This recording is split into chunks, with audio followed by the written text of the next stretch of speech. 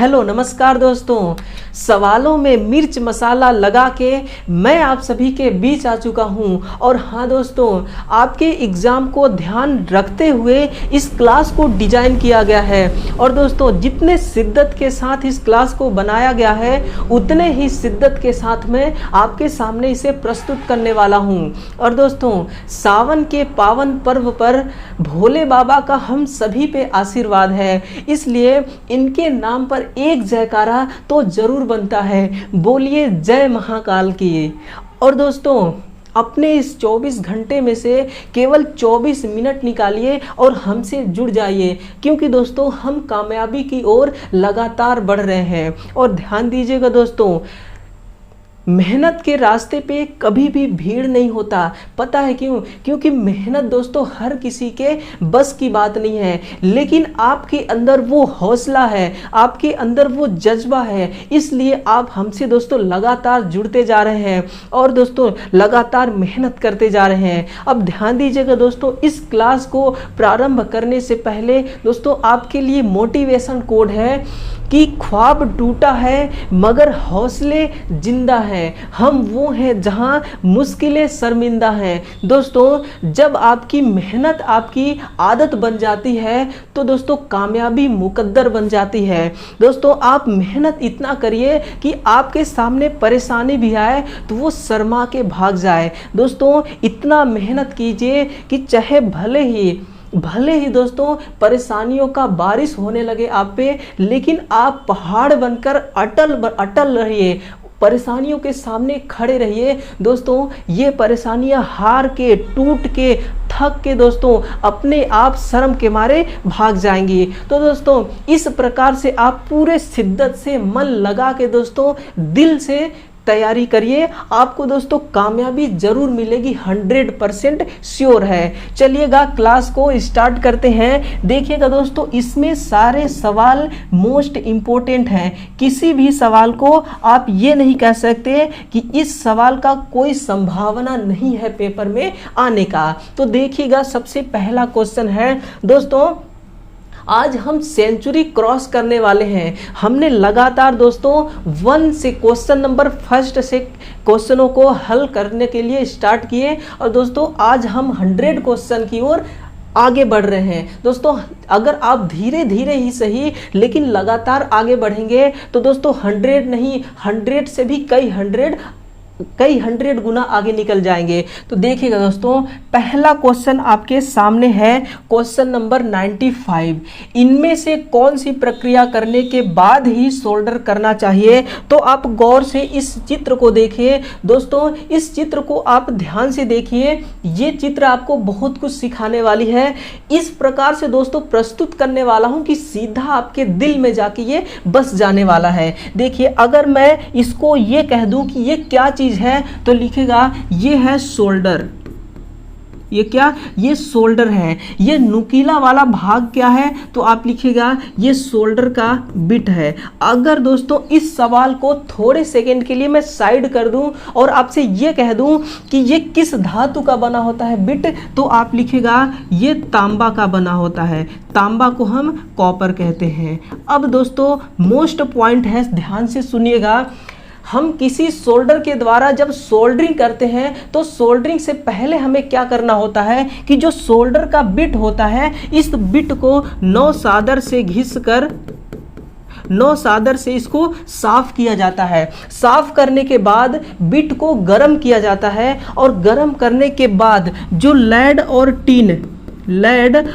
Tin का बना हुआ सोल्डर तार होता है, उस तार को इस बिट पे पिघलाना चाहिए ताकि एक पतली सी परत जम सके। यहाँ पे दोस्तों इस तार को आप देख पा रहे होंगे, ये लेड और टिन का तार है, इसको इसके ऊपर पिघलाया जा रहा है ताकि एक पतली सी परत जम सके। और इस प्रोसेस को क्या कहा जाता है? तो इसको हम टिनिंग कहते हैं। क्या? इसको हम टिनिंग कहते हैं। जो ऑप्शन नंबर बी है दोस्तों, यही इसका करेक्ट आंसर होगा। अब सुनिएगा, टेकिंग क्या होता है?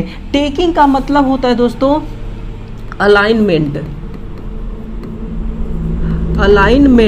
अलाइनमेंट एक इंग्लिश वर्ड है, इसको हिंदी में कहते हैं संरेखण। दोस्तों अगर ये नहीं समझ में आता होगा तो और हिंदी लिखिए, इसको कहा जाता है सिधाई। अब देखिएगा, जब हम किसी शोल्डर के द्वारा किसी दूसरे धातु को जोड़ते हैं, यानी कि वो जोड़ बिल्कुल सीधा होना चाहिए। क्या वो जोड़ बिल्कुल सीधा होना चाहिए। इसलिए मान लीजिए कि जब हम दो तारों को आपस में जोड़ते हैं, ये पहली तार है और ये दूसरी तार है, यानी कि नीचे वाले तार के जस्ट ऊपर मुझे दूसरी वाले तार को ज्वाइंट करना है। तो सबसे पहले मुझे ज्वाइंट इसके सेंटर में करना होगा, ताकि जो अलाइनमेंट है, जो सिधाई है, वो बिल्कुल सीधा रहे, हमारी जोड़ बिल्कुल सीधा हो। इसके बाद इसके किनारों पे सोल्डरिंग की जाती है। तो इस प्रोसेस को हम टेकिंग कहते हैं। क्या? इसको हम टेकिंग कहते हैं। अब ध्यान से सुनना, फ्लोटिंग क्या होती है। मान लीजिए दोस्तों, मैं ब्रिटानिया जोड़ में सोल्डरिंग करना है। क्या मुझे ब्रिटानिया जोड़ में सोल्डरिंग करना है, तो मैं किस प्रकार से फ्लोटिंग विधि को अपनाऊंगा। तो देखिएगा, ये क्या है, ब्रिटानिया ज्वाइंट है। इस ज्वाइंट में दोस्तों मुझे फ्लोटिंग करना है। ये अभी बिल्कुल स्ट्रेट लाइन में, सीधी लाइन में रखी हुई ये ब्रिटानिया ज्वाइंट है। जब मुझे फ्लोटिंग करना होगा दोस्तों, तो ध्यान दीजिएगा, इस ज्वाइंट को मुझे 45 डिग्री एंगल पे झुकाना होगा। क्या? 45 डिग्री एंगल पे झुकाना होगा। और इस प्रकार से पहले मैं तैयार कर लेता हूं इसके ज्वाइंट को। झुकाने के बाद दोस्तों ध्यान दीजिए, जैसे ही 45 डिग्री पे इसको झुकाता हूं मैं, जो फ्लक्स होता है, यानी कि सोल्डरिंग में इस्तेमाल किया जाने वाला जो फ्लक्स होता है, उस फ्लक्स को मुझे इस ज्वाइंट के गैप में भरना होगा। भरने के बाद जो लैड और टिन से जो शोल्डर तार बना होता है, उस तार को मुझे पिघलाना होगा इस ज्वाइंट के अंदर। तो ये विधि क्या कहलाती है? ये फ्लोटिंग कहलाती है। तो जो इसका राइट आंसर है वो ऑप्शन नंबर बी इसका करेक्ट आंसर हो जाएगा। अब ध्यान से सुनिएगा दोस्तों, नेक्स्ट क्वेश्चन है क्वेश्चन नंबर 92। दोस्तों सभी प्रश्न मोस्ट इंपोर्टेंट हैं, आपको बिल्कुल ध्यान से देखते रहना है इस क्लास को। चलिएगा, सीआरओ में एक निश्चित क्षेत्र उत्पन्न करने के लिए बीम द्वारा लगने वाले समय को किसकी मदद से एडजस्ट किया जाता है। इस चित्र को आप ध्यान से देखिए, इसको आप गौर से देखिए, बहुत कुछ आपको ये बता जाएगा। देखिए दोस्तों, ये पूरा सिस्टम क्या है, तो आप लिखिएगा ये सीआरओ है। सीआरओ का फुल फॉर्म लिखिएगा कैथोड रे ऑसिलोस्कोप।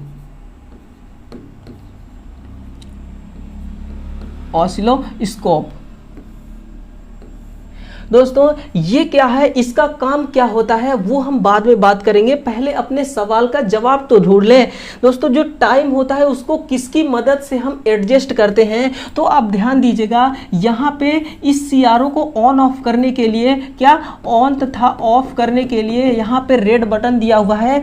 यहाँ पे देखिए वोल्टेज पर डिवीजन है, यहाँ पे भी वोल्टेज पर डिवीजन है, यहाँ पे टाइम पर डिवीजन है। दोस्तों जब हमें टाइम को एडजस्ट करना है तो हम टाइम पर डिवीजन वाले बटन का इस्तेमाल करके इसको हम एडजस्ट करेंगे। आपको उदाहरण के लिए बता देता हूं, मान लीजिए जो एसी का वेव लेंथ होता है, जो एसी का तरंग होता है दोस्तों, वो इस प्रकार से होता है ना। एसी का तरंग इस प्रकार से होता है। अगर उस वेव को मुझे इस सीआरओ के डिस्प्ले पे देखना है तो मैं कैसे देखूंगा। मान लीजिए कि इसकी वेव की जो लेंथ है ना बहुत बड़ी है, जो इस स्क्रीन पे पूरी आ नहीं पा रही है, मुझे पढ़ने में दिक्कत हो रही है, मुझे दिखाई नहीं दे रही है पूरा तरंग। तो इसके लिए मुझे क्या करना होगा, इस टाइम पर डिवीजन वाले बटन का इस्तेमाल करके मैं इसके साइज को छोटा कर सकता हूं, इसके साइज को एडजस्ट कर सकता हूं। और दूसरा क्या होता है दोस्तों, मान लीजिए कि बहुत छोटी छोटी, यानी कि दिखाई तो दे रही है लेकिन बहुत छोटी छोटी तरंग बन रही है, इसको मुझे बड़ा करना है, तो भी मैं इस टाइम पर डिवीजन वाले बटन का इस्तेमाल करके इसके वेव लेंथ के साइज को बड़ा कर सकता हूं, यानी कि एडजस्ट इसी के द्वारा किया जा सकता है। तो आपका जो करेक्ट आंसर है वो लिखेगा टाइम पर डिवीजन।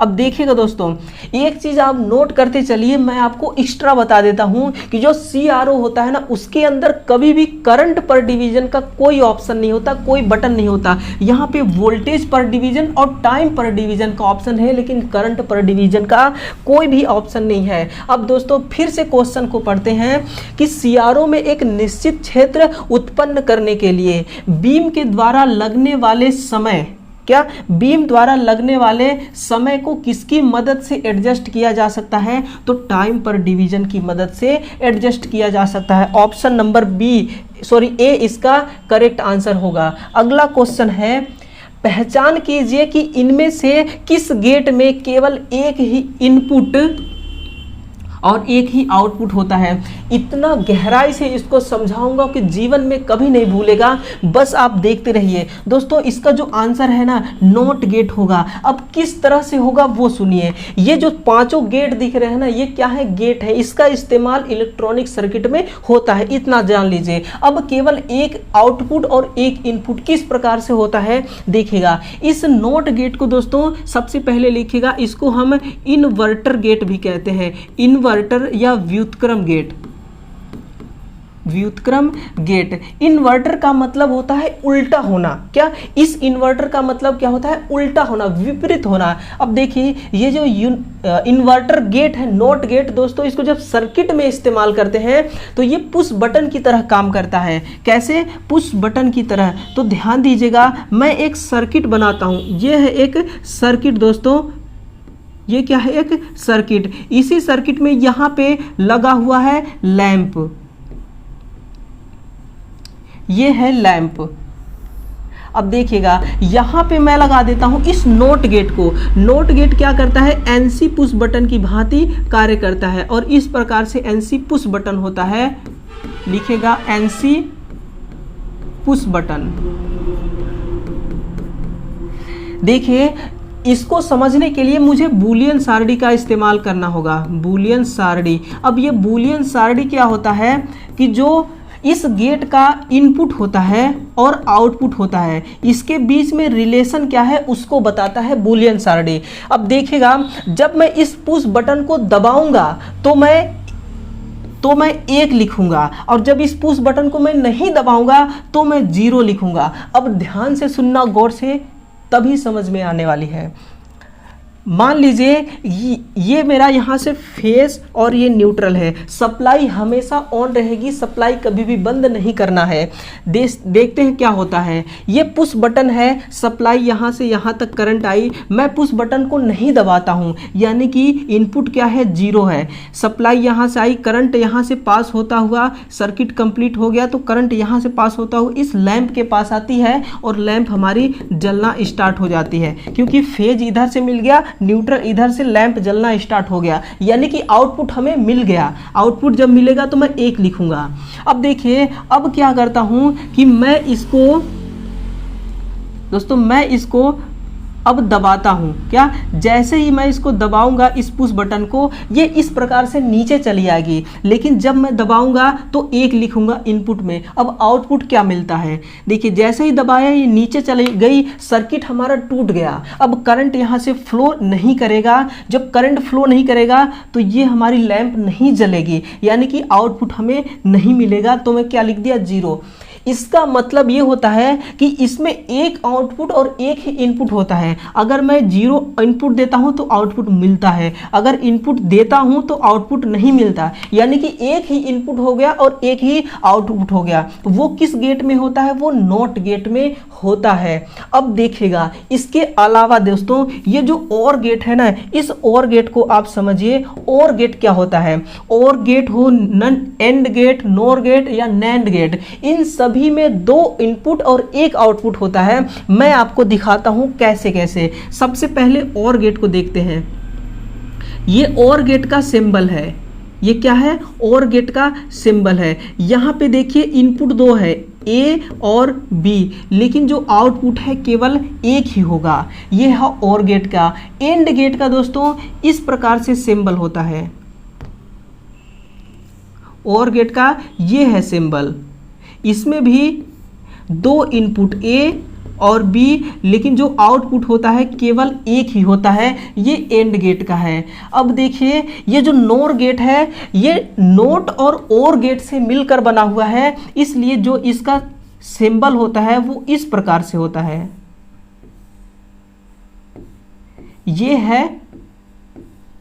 ये है दोस्तों नॉर गेट का सिंबल। इसमें भी दो इनपुट ए और बी, लेकिन जो आउटपुट है केवल एक ही होता है, ये है नॉर गेट। और जो नैंड गेट होता है वो एंड और नोट गेट से मिलकर बनता है। किससे? एंड और नोट गेट। तो इसका जो सिंबल है ना वो इस प्रकार से बनता है।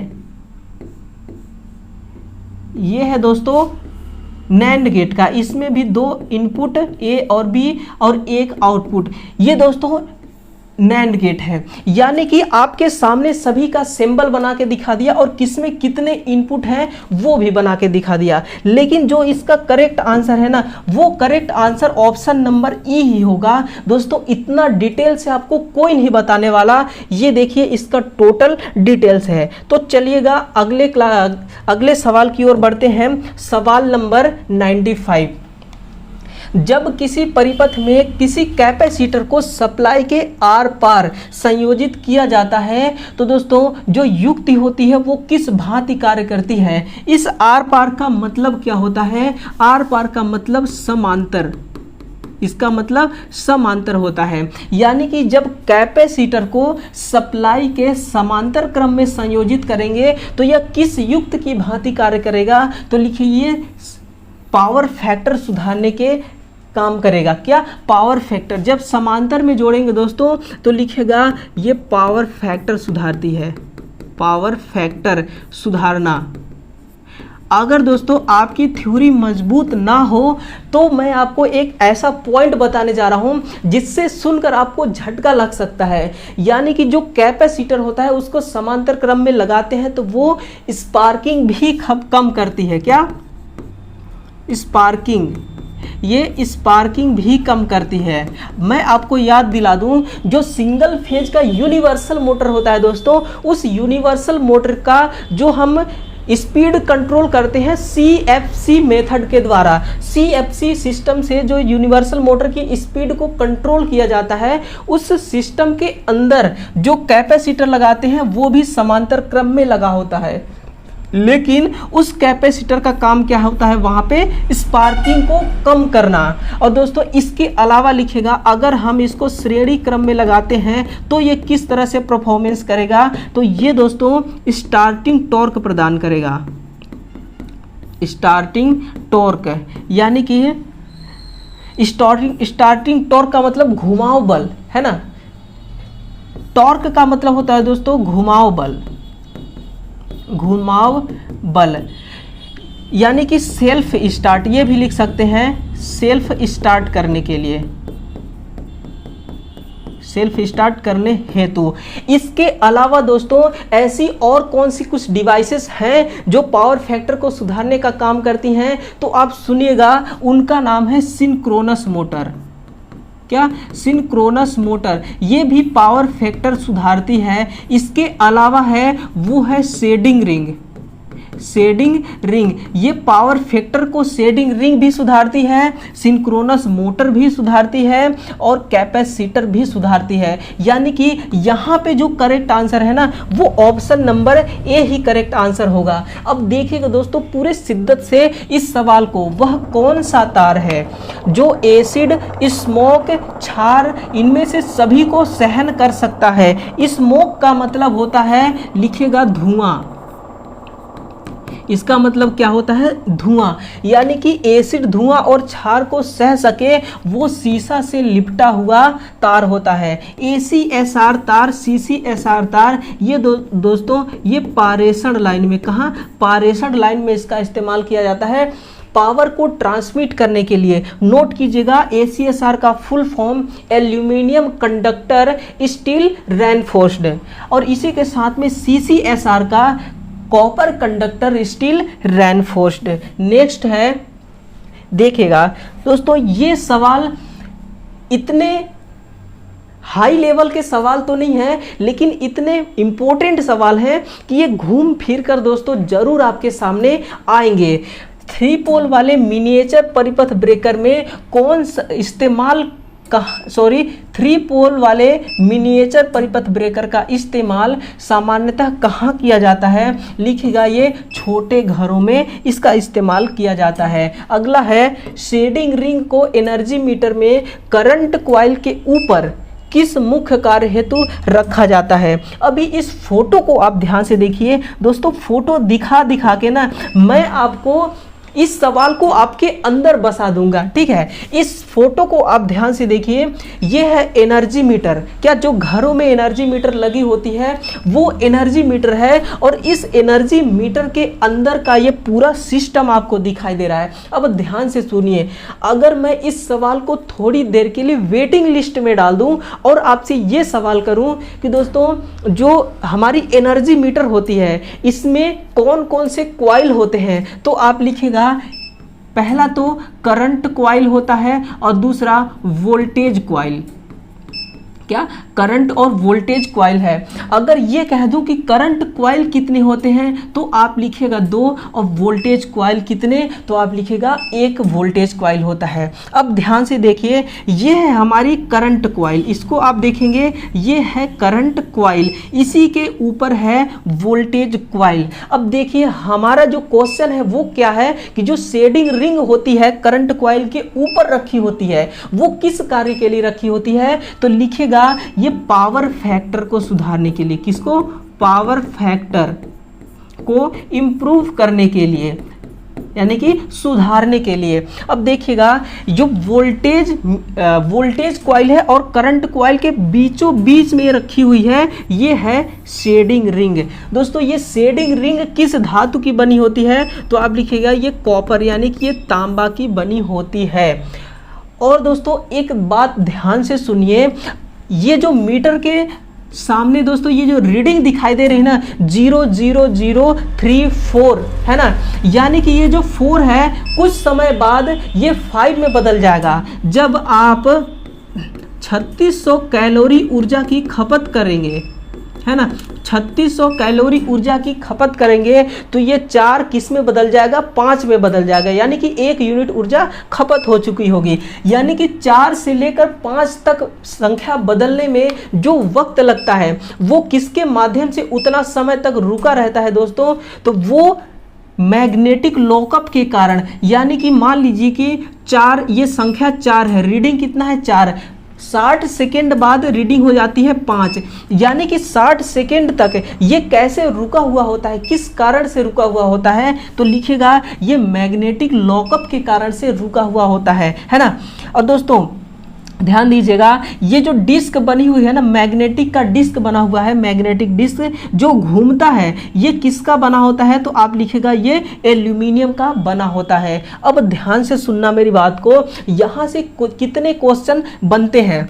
पहला तो दोस्तों ये शेडिंग रिंग का काम क्या होता है, 1 शेडिंग रिंग किसका बना होता है, तांबा का। 2 करंट कॉइल कितनी होती है, 2, ये तीसरा सवाल हो गया। वोल्टेज कॉइल कितनी होती है, 1, ये चौथा सवाल। जो मैग्नेटिक रोटेटिंग डिस्क होती है वो किसकी बनी होती है, ये 5वां सवाल। यानी कि 5 सवाल दोस्तों इस चित्र के अंदर छिपे हुए हैं, तो आप ध्यान से इसको पढ़ लीजिएगा। चलिए हम एक नज़र पीछे देखते हैं, तो जो इसका करेक्ट आंसर है ना वो पावर फैक्टर को इम्प्रूव करने के लिए हम करंट कॉइल के ऊपर शेडिंग रिंग को लगाते हैं। देखिएगा दोस्तों अगला जो क्वेश्चन है वो आपके सामने है, रिलक्टेंस मोटर को घुमाव बल किसकी मदद से मिलता है। अब ध्यान दीजिएगा दोस्तों, ये जो मोटर है ना, मोटर का दोस्तों जो कॉन्सेप्ट है बहुत ही इजी है, लेकिन जब आप इसको समझ पाएंगे तब इजी लगता है, वैसे बहुत डिफिकल्ट, बहुत दिमाग खाने वाली चीज़ है।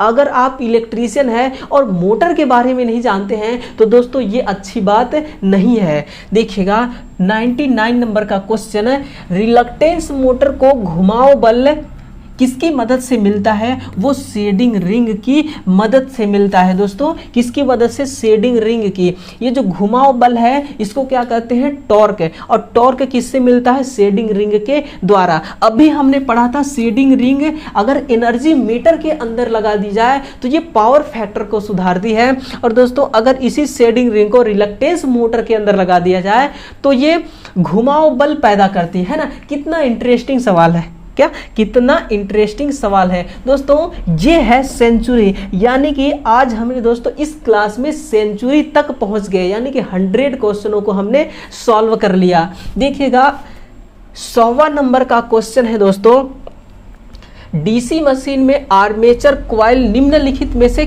किसमें लपेटी जाती है? यथावर के दोस्तों लिखेगा यथावर के ओपन स्लॉट में। यथावर का मतलब होता है स्टेटर। अब देखिएगा एक नज़र जरा इस फोटो को, ये क्या है?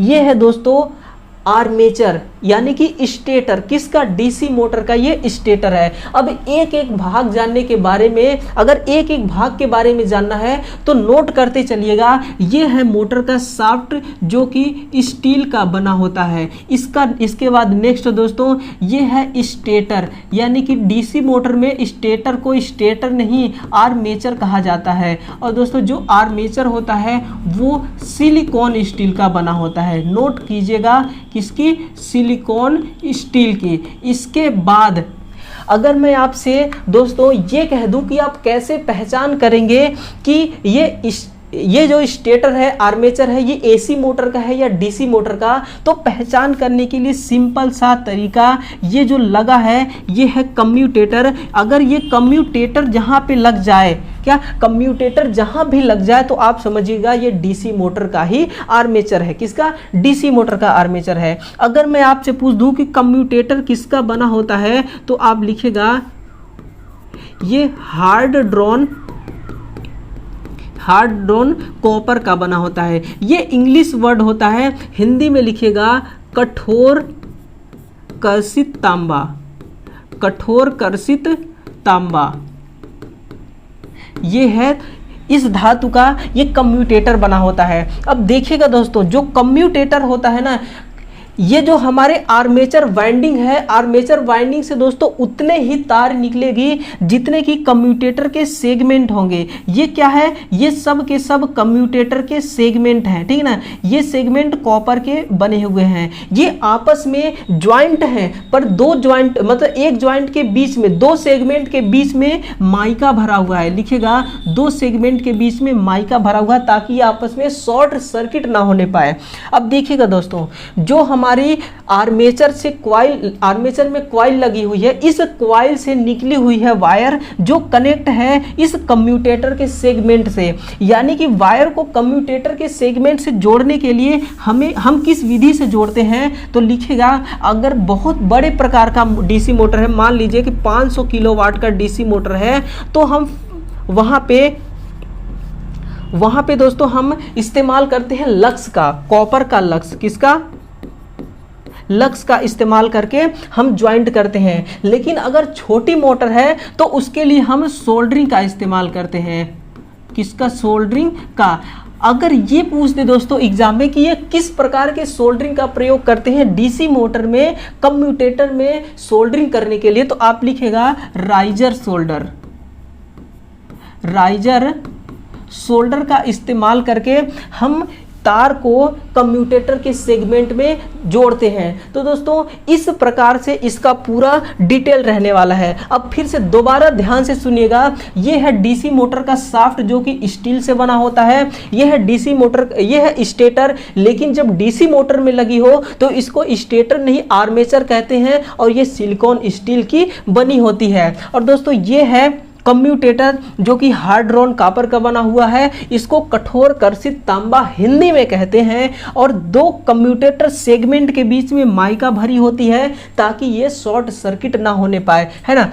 और जो यहाँ से वायर निकली हुई होती है आर्मेचर से, इसको कम्यूटेटर के सेगमेंट पे जोड़ा जाता है। अगर मोटर हाई पावर की है, हाई किलोवाट की है, तो हम कॉपर का लक्स के द्वारा जोड़ते हैं। और अगर छोटी मोटर है तो हम सोल्डरिंग का इस्तेमाल करके जोड़ते हैं। अगर सोल्डर का नाम पूछ दे सोल्डरिंग का तो लिखेगा राइजर सोल्डर का इस्तेमाल किया जाता है। तो दोस्तों इस प्रकार से पूरा डिटेल आपके सामने पड़ा है, आप देख लीजिए या स्क्रीनशॉट ले लीजिए या फिर नोटबुक के अंदर उतार लीजिए। तो दोस्तों इस प्रकार से आज का क्लास है। और अपना फीडबैक दोस्तों जरूर दीजिएगा कि ये क्लास कैसा लगा। दोस्तों पूरे शिद्दत के साथ हम क्लास को बनाते हैं और फिर अगले दिन सुबह आपको इसे पेश कर देते हैं। दोस्तों इतनी शिद्दत दोस्तों किसी के दिल में तभी हो सकता है जब वो अपने सामने वाले इंसान से बेहद प्यार करता हो। लेकिन दोस्तों मैं भी अपने विद्यार्थियों से उतना ही प्यार करता हूँ,